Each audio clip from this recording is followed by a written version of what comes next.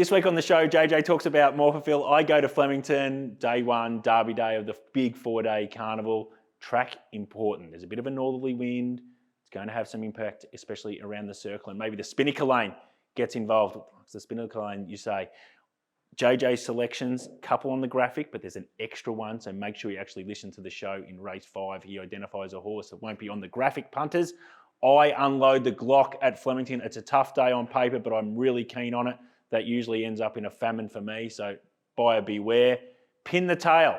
Well, sensational Charlotte. She's back. She's now a key player in this show, Charlotte. So last week she missed, but now she's back. 10-5 my way. JJ is completely in the dust. This week, El Costello, Derby favourite, and differing opinions. So make sure you listen out for that. Let's have a crack at the Jules and JJ show. That really cracked in. That was a good throw. That's the perfect throw.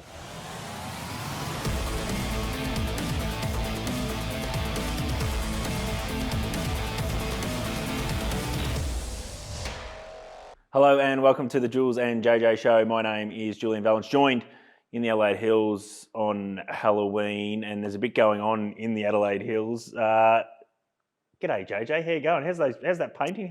Painting going well? I don't know what you're talking about, Jules. I'm great. Yeah, and my wife, bless her soul, has just organised the tradesmen to come. She pretty much comes. They come at 9:30 every Thursday morning, which just coincides with the show. So that's brilliant. Dogs really appreciate it. It's good for the audio guys as well. So other than that, things are going all right. Great. Let's get into the track intel, punters.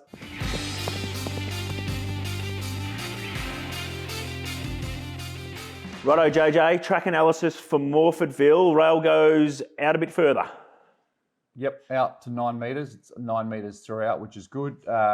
Good form, not going to be any rain around. So you might see an upgrade even to a 3, but generally if they put enough water on Friday night, it tends to hold it for at least the majority of the card. So should be a good surface. Winds 20 to 25 kilometre northerly, which is a headwind in the chute. It's not like Caulfield, it's probably not as pronounced, but the 1200 metre races, maybe a bit of cover early in the race might be a little advantage, but generally when the rail's out 9 metres, generally on the outer track, to be honest, any rail position, they tend to use a fair bit of it. So horses drawn wide, sort of blending into the race, they get their chance. Certainly I wouldn't, if a horse in the chute was drawn 1 or 12, I'd probably take 12. So don't penalise outside gates. If anything, gates 1 and 2, probably a slight disadvantage, but expecting it to race very well, all horses should get their chance. Okay, so that's Morphettville, fair track, predicted by JJ, and beautiful dry conditions in Adelaide. Flemington, Derby Day, first of the 4-day carnival there. We're in the true position. Good 4, very similar to JJ. I think we'll get the upgrade at some stage throughout the day. Maybe later in the day, they'll probably try and put some juice in this track on probably Thursday night and Friday with the beautiful conditions ahead, up to 26 degrees. Also, 20 to 30 kilometre northerly wind, so I think it'll have some impact. What is that in terms of where? It's a headwind into the sweeping home turn. So it's going to be hitting the horses' faces as they come around that bend, especially important, obviously, for the circle races. Don't think it'll have any impact really in the straight races whatsoever. So in terms of the intel for the straight, when the rail's in the true dry conditions, middle to wide lanes has been probably for the last 2.5 years, the play you want to be. Again, I'm not hugely disadvantaging inside lanes, but just as a starting point, I think middle to outside is going to be a slight advantage. Now the circle, very, very even. Just be mindful that leaders, yes, they can win if they get the right conditions and soft tempo, but lower winning percentage than other tracks at Flemington in this kind of setup. So just be mindful of that. And obviously the northerly wind might impact the leaders as well. So I think that's important. And then also, a bit of X factor here, JJ, which I'm sure you'll love. We get this Spinnaker lane when this kind of wind happens at Flemington on dry text, and people saying, what the f is he talking about with the Spinnaker lane? More or less sort of past the crown of the track, when they get into the straight, you just see these horses look like they're actually just floating on air and just steam down the outside. It's a perfect storm for that kind of conditions on Saturday. I'm not saying it will happen, but just be mindful of it. With the way this wind is, that can happen around the circle as well. So that's what we set up, but I think pretty even across the board for day one, Derby Day at Flemington. That's the track intel, punters. Okay, Group 1 set. It's a big Group 1 day, obviously, at Flemington, JJ. We're going to go race book order. So we're going to start with the 1,200 metres for the 3-year-old, the Coolmore Stakes.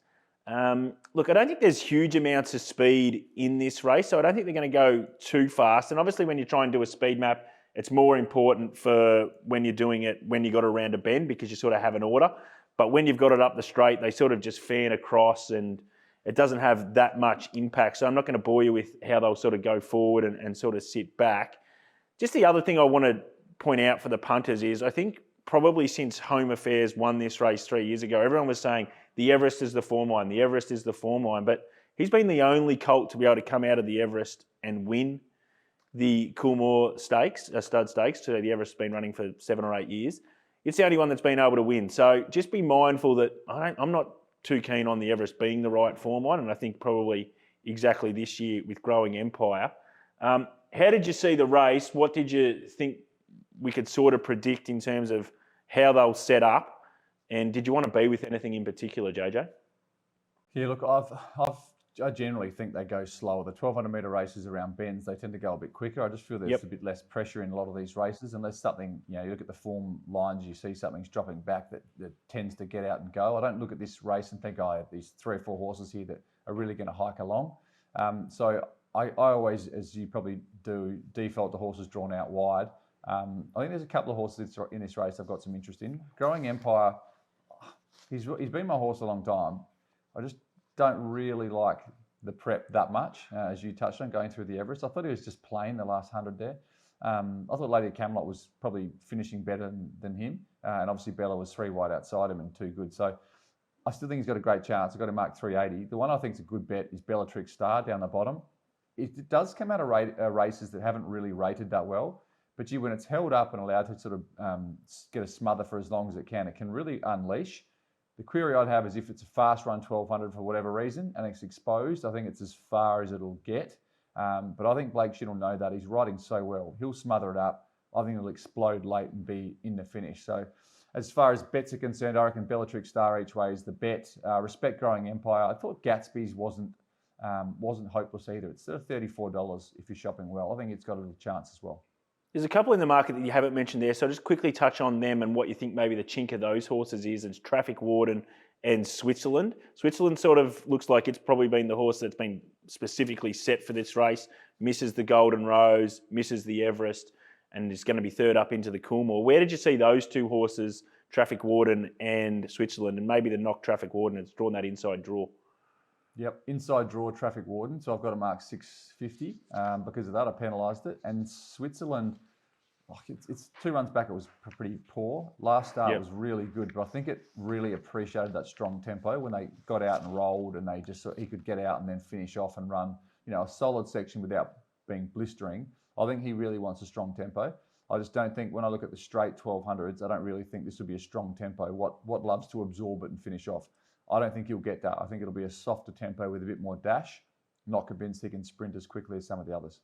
Okay, so that's the Coolmore Stud Stakes for us in Race 6 Flemington. Let's get to the Derby. It is called VRC Derby Day, so this is the Derby. I'm just going to start with this, that, geez, it looks a very, very low race overall, but we're still got to try and find the winner. Importantly, from a map perspective, you've got El Costello, who's the favourite. It's drawn 18, and there's a few other horses that have drawn poorly as well, and you'd think they'd probably have to take the medicine and go back. Probably the helpful thing about this is, JJ, it's a big field, and I think there's plenty of speed in this race. So I think it's going to be a genuine 24 or 2,500 metre horse that's going to win the VRC Derby this year. So you're going to have some condition in your legs. How did you think it's set up, and what did you think might be a play if you needed to go that way? I think there is good tempo. I did the map last night, and I've got sort of horses that could go forward or hold a spot. King of Thunder, War Ribbon, King of Wall Street, Keenland, Hot to Go. You've even got horses drawn out wide that might chance their arm, like El Costello. Could it roll forward? It's on the back up. Obviously, it does generally settle close-ish to the speed. Oxford Blue's another one. So there's 6 or 7 horses that could roll forward. So I think there's going to be good tempo. I've got 2 plays in the race that I think are over the odds. The first one's King of Thunder. Just love the setup. I look at this and thinking of it, a punter as a trainer, if you like. I look at this and think we're going all in on the Derby. We're not worried about the other races. We took the blinkers off, rode it stone cold, never in the race. 2 runs back, last start, put the shades on, but still rode it cold. I thought it just probably didn't get around the valley as well as some of the others, but it was really strong late. J-Max John, he's drawn an inside gate. He'll use that a bit and probably sit, a pair or 2 pairs off the speed, which should be genuine. He's a big track horse, got a big stride. I think he's got a really strong chance. I've backed him, I think it was $8. I've backed him each way, King of Thunder. The other one I think has got a chance is Gold Rush Guru, the horse from South Australia, who's got a different form line. I just want to make sure that I wish it had drawn gate 7 or 8, but I just want to make sure it settles because it is going from 18 to 2,500. But I think on that tempo, it should settle. It's just whether it's going to run the trip out. But I reckon it's got the sharpest turn of foot of these horses if it is, if it can use it at some point. So they're the two I like. I'm not against War Ribbon either at $26. Just got to get in. First Thunder, emergency. Just needs to get in, War Ribbon. King of Thunder's my main bet. I really like Gold Rush Guru as well. The rest, El Costello I'm potting. Red Aces I'm potting. Keenland potting. What else is there in the market? I don't like China Sea either. So I'll be with those 3. And those horses you mentioned that you're sort of potting, they're just coming out of that form line that we spoke on Pandora's Fox sort of last week and obviously this week earlier with Hutchie as well. They're just coming out of these races we just don't rate at all. Yes, they're called the Vars and they're called, the Norman Robinson or whatever it used to be called, and they're usually the great profile for the Derby. But they've just gone no good. They've been outside standard time the last 400 times. No. Hasn't been one that's rated well that you go, like if someone had to come out and rated a 3 lengths above standard or 4 lengths and won by space, you go, it's a winner. But you don't have that. So it makes it tricky. But I don't mind those sort of setups. There's no obvious, No, sort of with JJ there. King of Thunder, no doubt, is a big track horse. Gate 1 slightly worries me. I would have liked probably an outside, not an out, like 9 to 14 for King of Thunder, I think would have been perfect. But Gold Rush Guru is the one that I'm massively keen. You'll see that in my set later when we get to it. Third of the Group 1s, JJ, is for the mares over 1,600 metres. It is called the Empire Rose Stakes. Just from a map perspective, I'll kick us off. I thought Gringzinger Bell from that wide draw would be able to cross. I thought plenty of MO from that cute draw would probably be leaders back. Then it got a bit weird where the Sox Nation would actually roll the dice and go forward because outside of Grinzinger Bell, there's not a lot of speed, or do they go back and are maybe waiting for the 7-day backup to go to the Matriarch over 2,000 metres? I thought Revolutionary Miss has to roll forward. I thought See You in Heaven's an interesting horse that possibly could be ridden a little bit warmer than it has been in the past. And then you've got other horses. I know Amelia's Jules got the blinkers first time, but I don't think they'll want to use her up. I think she'll be back on the inside. Alsafina sort of midfield. A Tish will be worse than midfield. Zardozi will go back. It's obviously going to the Melbourne Cup on the quick backup after running on Saturday. And Orchestral from that gate, I thought had to go back as well. So that's how I set up the map. Did you have anything different from that sort of perspective? I think Grinzinger Bell, Damien Lane went too slow on it at Moonee Valley, 2 runs back, and he paid the price. Then he obviously got that very much different last start at Caulfield rolled along. So I can't see him not wanting to roll along. I think Kamachi will probably hold a spot from gate 1. I've got it box seating. Revolutionary Miss probably works and sits in the top sort of 3. I thought plenty of ammo will get a nice run in behind. Amelia's Jewel wasn't able to make up ground last start. She's just like, she peaks on her run a bit. I just feel like with the shades on, they have to sit at least a pair closer. So she might sort of hold a spot from the fence. And then I reckon Sox Nation goes back, but I'm with you. They could roll forward. Depends what they want to do. I had See You in Heaven back. Obviously, Lekvada will be slow out and be back. A Tissue probably worse than midfield. And Orchestral, it's been missing the kick Orchestral, and they put shades on. So you look at that. Often horses miss the kick with shades on. They might be thinking it's missing the kick anyway. We may as well put the shades on, but it could really miss it. That's my concern. But I've got it mapping last in a field. What did you make of the race overall? Is there a bet for you in this race, or you found it too difficult? Tissue is the favourite. Ran well in it last year without winning, and then on the quick backup won the Champion Stakes. So what did you think? I thought it was a tricky enough race, pretty even. The horse I want to back is, I think there's good tempo, so I'm happy to back something that swoops. I wanted to back Orchestral, but I'm just really worried. I just hate the idea that you back a horse, you sit in front of the TV, the race, they're in the gate's open, and it misses at 3 lengths. And you go, I thought that was a good chance of happening. So why did you back it? If it's $7.50 at the jump, after 50 metres, it'll be $16. Yeah. So what I might do is actually back it in the run, to be honest. But I think it's got a good chance, Orchestral. I think it can run a big race, but I'm not going to tip it because I'm worried that it's going to be 3 lengths off the second last horse after 50 metres. The rest of them, I thought Alsafina could run a race, but the rest, I reckon the market's got it pretty bang on. I've got no value other than Alsafina, I've got marked 10.50. It's 11. So the market's pretty spot on. Orchestra, I've got marked 8.50. It's about 7 or 8, depending on where you're shopping. If it drifts, or if I back it in a run when it misses the kick, that might be my only play, but it'll be a small play. Okay, that's JJ's thoughts on the Empire Rose. My thoughts, well, it'll be in the set as well. Plenty of ammo is an outstanding each-way bet for me. Down the bottom, quick 7-day backup, like what it did last start. Sits in the 1-1 as JJ probably predicts. I think that's probably about right. I think it's going to be really hard to run down. That's the Group 1 set, punters. Righto, JJ, let's get to your SA set. Plus 45% return on investment, profit on turnover since we started this with PointsBet since July 20. Let's go.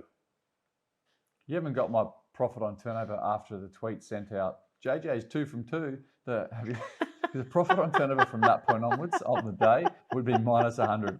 Oh, they could stop a train. And yeah, you're definitely not superstitious, are you? You're not a punter at all. No, not so. I'm not a man of the cloth, but I do believe in those sort of tweets. They pop it. You're 2 from 2. I think. Oh, here we go. Yeah. I'm about to be 0 from the last 2. Anyway. Yeah. And you were. So there you go. Yeah, I was. Yeah, correct.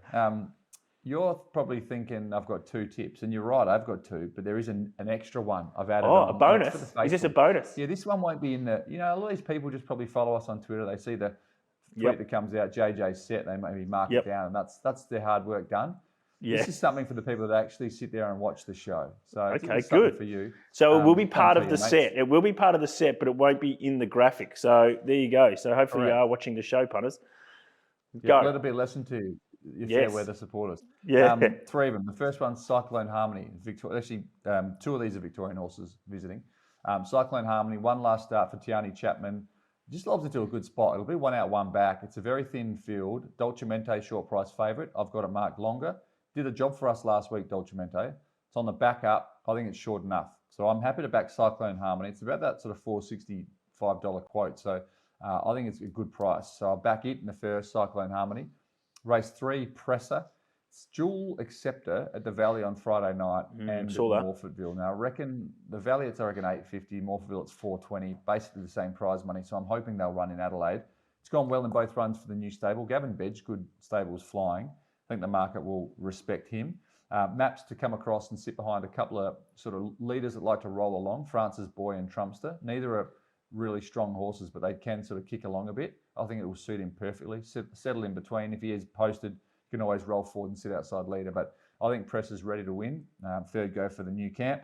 And this is the one that's not in the set, but Immortal Bliss, race 5. It won its maiden at Gawler, absorbed tempo on debut. I thought top of the straight, well, it's been softened up. This will sort of drop out and run 3rd or 4th and be a horse to follow. It kicked, won impressively, ran time. Did it very well. I think it's a really nice horse. Obviously, it's up in grade, but it's against a limited bunch of 3-year-olds. I think it's got a great chance, Immortal Bliss, in race 5. And the market seems to be taking it on. A couple of the bookies are rolling the dice with it. You can get sort of 550 around for it. So I think it's got a great chance as well. So race 1, Cyclone Harmony. Race 3, Presser. And not on the graphic, but race 5, Immortal Bliss. Very good. One for the true believers. That one in race 5. As you see, you'll see the set up behind me in a graphic. But remember, if you were listening, you would have got the bonus horse as well. That was JJ's SA set. Okay, let's get to my Victorian set. Obviously, Flemington, since we started, we did JJ. He's plus 45% ROI. I'm plus 39%. So if you said at the start of our series we're going to be plus this, you would take it and run. So let's see if we can keep the momentum going here. I've got a few. It's a day that I actually, usually Derby Day, tough day, but I like what I see in this day, so I'm actually really bullish. I've unloaded the Glock. I'm pretty keen. Race 3, I've got 2 selections here. Well, with this horse last start, I still don't know how it got beat, Ray Ragnerio. Again, I think the setup's really good for it. 1,200 metres, 3rd up, dry track. It will peak. Happy to be with it, but I've got to also have something on the 12 Charm Stone at double figures. We put it into into the Fox's Den on Pandora's Fox when it ran about 7th or 8th behind Avietress, that race that continues to find winners. It was out the back. Now this could be a set play for this horse. Flemington horse, yes, big tick, big numbers there. Just sets up really well. I think it's going to run a big race for you, Charmstone, in race 3 along with Ray.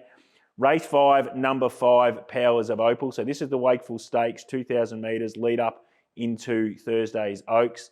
I just want to be with this horse. 1,600 metres last start after the flight where they led, and it fell out the back of the TV. It just wasn't its go leading. Then they put it in behind some backsides. McDonald went on at Hawkesbury, won by 5.5. I've got it rating through the roof. Gets to 2,000 metres now. I want to be with it. Beautiful gate. I think it absolutely cleans them up. Powers of Opal. In the Derby, race 7, number 4, Gold Rush Guru. Again, double figures each way. This just a bet to nothing in terms of the fact that I don't like the other form lines of the Vars, the Norman Robinson, and even the Spring Champions a bit weak on. This race I had rating really well in Adelaide. I would have loved a nice gate, as JJ spoke about in the Group 1 set about this horse. But Jamie Carr can get this horse to settle. Yes, it's going to find some backsides, but I think it'll be the one strongest through the line, Gold Rush Guru. I love what it did last start. Race 8, 2 plays again. Backing a horse called Sox Nation. Now, it's 60-1, so I think we just have to have something little on it. I just think it's going to run a race. It won the Queensland Oak. First up, had no luck whatsoever in a good rating race. And it just depends what they want to do. Maybe they're setting it for the 2,000 metre matriarch in 7 days, so probably a bet there. But I just reckon at this price, we can have something on if they roll forward, in which might be in a spot, and run a cheeky race for you. But the main bet is the 13 down the bottom, plenty of ammo each way. $7.50. I just think that's a great bet on the quick 7-day backup. Love what it did at Moonee Valley. It just seems to be set for this race. A few of these other ones, like a Tissue, has already been on the quick 7-day backup before at Caulfield. Just don't know if this is the right profile. Orchestral, I'm not too sure about where it gets to from the gate. And there's a couple of others that I'm happy to have at bigger prices. Plenty of ammo. I'm much shorter than the market. I want to be with it. And in the last race, this last race is as hot as you'll see, but I'm going to back the bottom one, number 19, Pondalawi, each way. Great form lines. Got beaten by a horse called Niance last start. Wherever it goes next start, whatever price they put up will be too big because it'll be off the map and we'll be bolting in. But trust Pondalawi's form line. It's outstanding. Won first up, then got beaten by Niance. They're both rated through the roof. It draws 19, right part of the track. We're getting a price about it each way. Be with Pondalawi each way. So there's a few there. Graphic behind me, bit to digest, but it's a day I'm really keen on. So usually that ends in an absolute famine. That's my set. Snap or don't snap time, JJ. So here we are trying to predict which way these prices are going to go of these horses. As I look through the episodes in the series, 61 of 73 we've predicted right. So that sits at around about 84%. Again, if you said at the start of the series, you'd be able to predict 84% of the time, 73 horses, which way they were going to go, whether they were going to firm or drift. I think we would take it.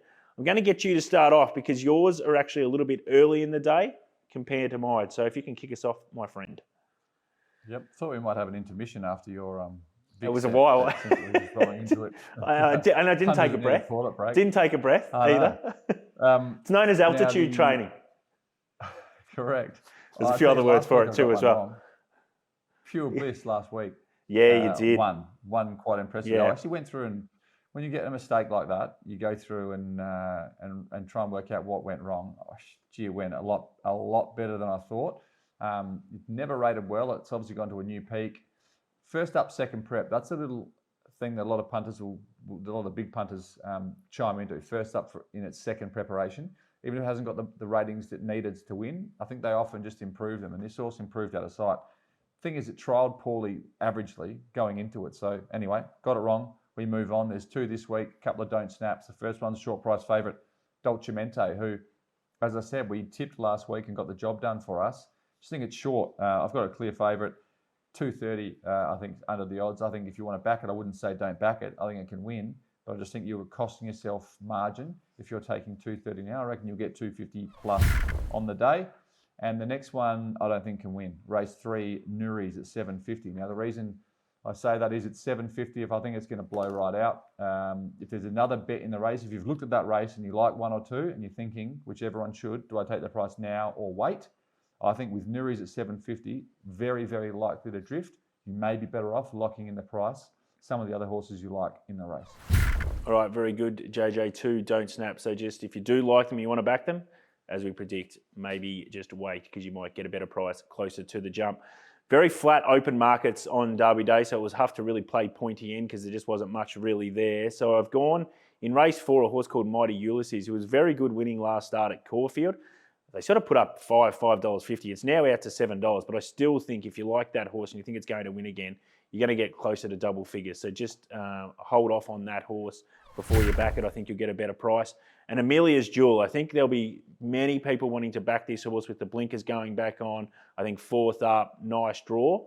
That $5, $5.50 for me, again, I think is just a little bit tight. Yes, she's a talking horse, but I think the market might take a set against her at some stage. So if you like Amelia's Jewel, I think you'll get a better price about her. They're the 4 horses for us. They're all don't snap. So we're saying keep your powder dry, punters.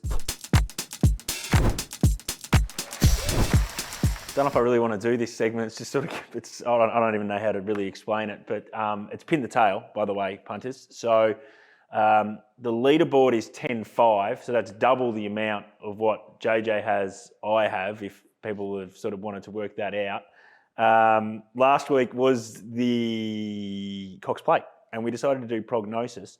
The PointsBet SP was $3.40. I predicted $3.50, so that's pretty close. JJ went $2.50. That's not close at all. And he ran really well. So it was a good effort, but he got beaten by, I don't know what he got beaten by, Farlat, Burnborough, Rogue, anyone you want, the greatest horses of all time, all mixed in together. Oh, Winks was probably in there as well.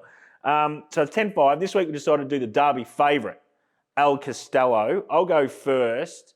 And just, well, to be honest, we've got to try and even it up a little bit. So I'll go $3.50 El Costello. But to be honest, that's the price I've got for him.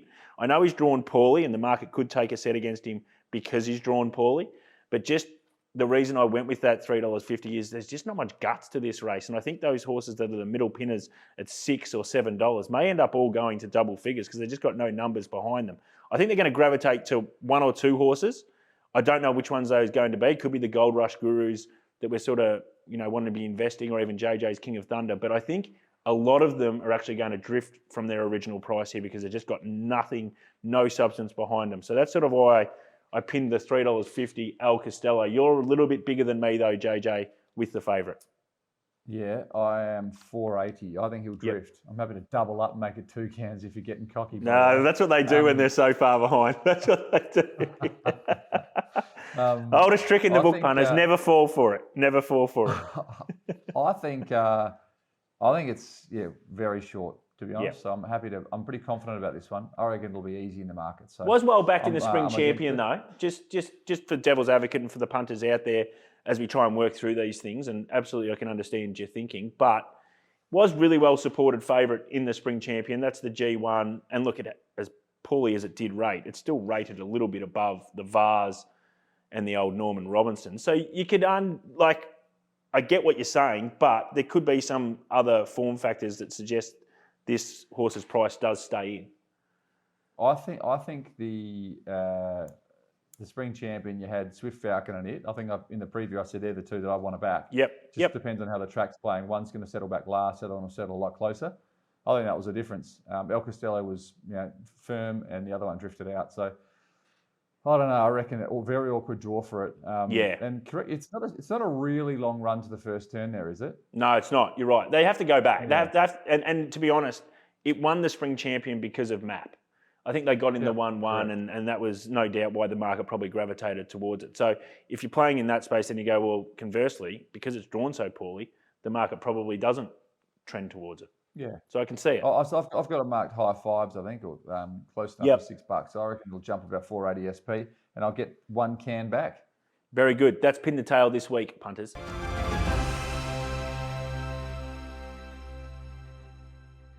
Let's get to the plays of the day, JJ. You can kick us off first because you're in a race earlier than me from a time zone perspective. So go for your life.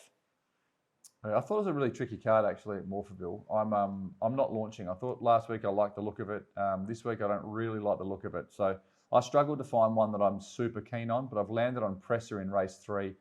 Just think that the locals are pretty limited and they've all reached their mark. The map wise is going to suit it. Got a couple of sort of horses that can roll along out in front. I reckon Presser can push forward and just set in behind them and get a cosy enough run there. And I think it's what it's done its last couple, in a good stable, 3rd go for Gavin Bedgegood. I think it gets its chance to win. So I'll make Presser in race 3 the best of the day. But if you're normally having $30 on my best of the day, I would say this one, just have 20. All right, very good. So there's some advice there from JJ for his Adelaide play of the day.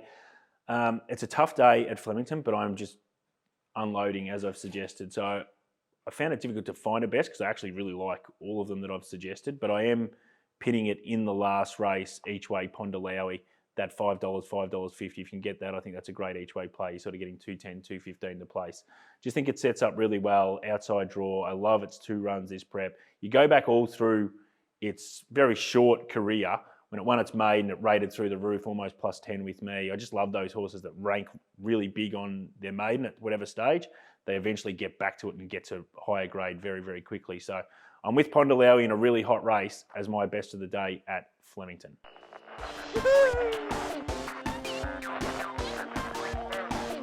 Okay, stupid as a fox. Well, not stupid as a fox, although you could probably suggest we were stupid as a fox last week because we missed the hourly quaddie last week, JJ. I think we missed one of the Randwick legs. So we're only going to go one leg in Sydney. Correct, absolutely. We're only going to go one leg in Sydney for the hourly. We're going to go the 1 p.m. hourly quaddie. So we build a bank for the punters out there and then they can launch throughout the day.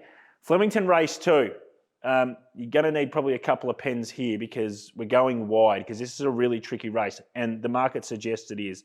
It's $8 the field. I think I've marked it around $9.50, $10 the field. So we want to get this first leg out of the way, so we need a few.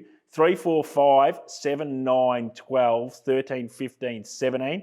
17's an emergency, might not get a run. So that's where we are with the first leg. The next leg we go to Morfettville, JJ.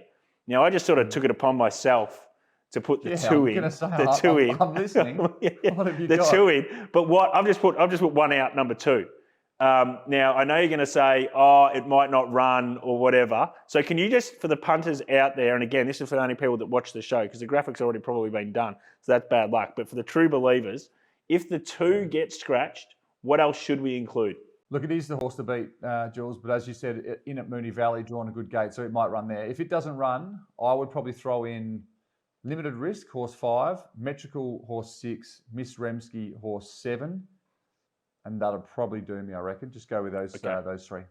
Beautiful. That's Morphettville race 2, which is the second leg of our hourly quaddie at 1 p.m.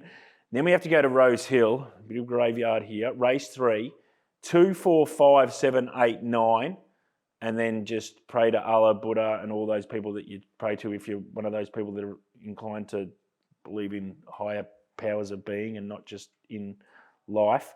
Flemington race 3, it's the last of our legs, 3, 11, 12. We're going to go real skinny in that race 3. I think we'll get that quite comfortably, and we're actually leaving out the favourite of that leg. So as we spoke about a little bit when we are doing quaddies, sometimes risk reward, you've got to be brave a little bit. A lot of people, anyway, 3, 11, 12. That'll get us the value. That's the hourly quaddie. JJ, we're done. Thank you. Good luck with the painting. No, it's been a good show, I think. You mentioned pretty much all the religions in that last little segment there, so that you've excluded no one, which is good. Yeah, we've got to cover all bases just in case one of them or whatever they are is looking down at one particular time, and I just need the bob of the head. I need the bob of the head. Diverse audience. Yeah, we got people watching this no doubt from India and Pakistan and everywhere. Yeah, so it's Diwali. You've got to celebrate Diwali too. It's today, I think. So make sure you get involved in that. All right, JJ, that was fun. See you, mate. See ya.